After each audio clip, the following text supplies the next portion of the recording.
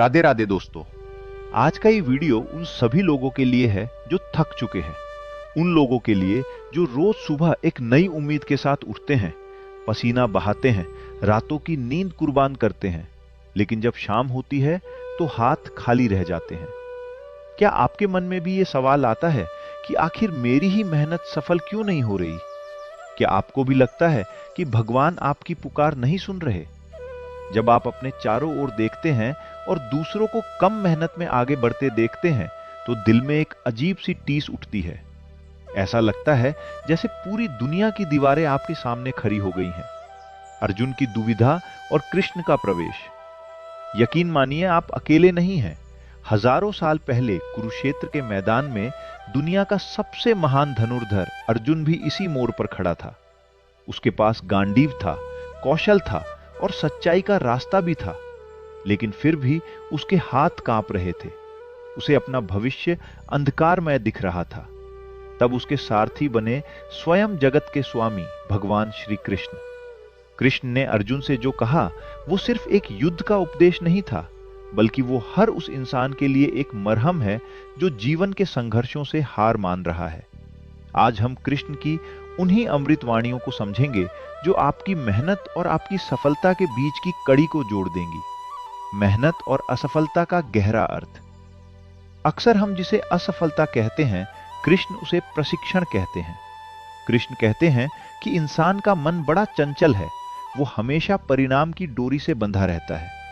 जब हम मेहनत करते हैं तो हमारा आधा ध्यान इस बात पर होता है कि क्या मुझे इसका फल मिलेगा, और यही वो बिंदु है जहां हम अपनी शक्ति खो देते हैं।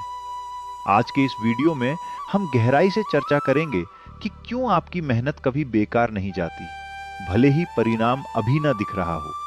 हम जानेंगे कि कर्म की वो कौन सी बारीकियां हैं जो एक साधारण मेहनत को सफल परिणाम में बदल देती हैं। वीडियो का उद्देश्य और आह्वान। अगले कुछ मिनटों के लिए अपनी सारी चिंताओं को एक तरफ रख दीजिए। भूल जाइए कि आप हारे हुए हैं। बस कल्पना कीजिए कि आप अर्जुन हैं और स्वयं मधुसूदन आपके सामने खड़े होकर आपको जीवन का सबसे बड़ा पाठ पढ़ा रहे हैं। अगर आपने आज का ये संदेश पूरा सुन लिया और इसे अपने जीवन में उतार लिया, तो मैं दावे के साथ कह सकता हूं कि इस वीडियो को खत्म करने के बाद आप वही इंसान नहीं रहेंगे जो आप अभी हैं। आपके काम करने का तरीका बदल जाएगा और आपकी निराशा विजय के संकल्प में बदल जाएगी। तो चलिए शुरू करते हैं श्री कृष्ण के उस दिव्य संदेश का सो आपकी मेहनत को उसकी असली मंजिल तक पहुंचाएगा।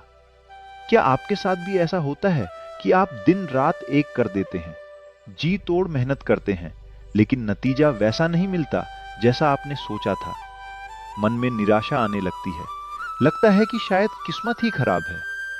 लेकिन रुकिए, महाभारत के युद्ध के बीच जब अर्जुन भी इसी तरह भ्रमित और निराश थे, तब भगवान श्री कृष्ण ने उन्हें कर्म का वो ज्ञान दिया था जो आज के समय में हमारे लिए सबसे बड़ा सक्सेस मंत्र है। आज के इस वीडियो में हम जानेंगे कि जब मेहनत का फल न मिले तो हमें खुद को कैसे संभालना चाहिए और कृष्ण उस पर क्या कहते हैं। श्री कृष्ण गीता में कहते हैं, कर्मण्येवाधिकारस्ते मा फलेषु कदाचन। इसका अर्थ है कि तुम्हारा अधिकार सिर्फ कर्म करने पर है, उसके फल पर नहीं। हम अक्सर काम शुरू करने से पहले ही उसके फायदे के बारे में सोचने लगते हैं। जब हमारा ध्यान फल पर होता है तो हमारी एकाग्रता टूट जाती है। सफलता तब मिलती है जब आप फल का मोह छोड़कर पूरी तरह अपनी मेहनत में डूब जाते हैं। धैर्य और सही समय का महत्व।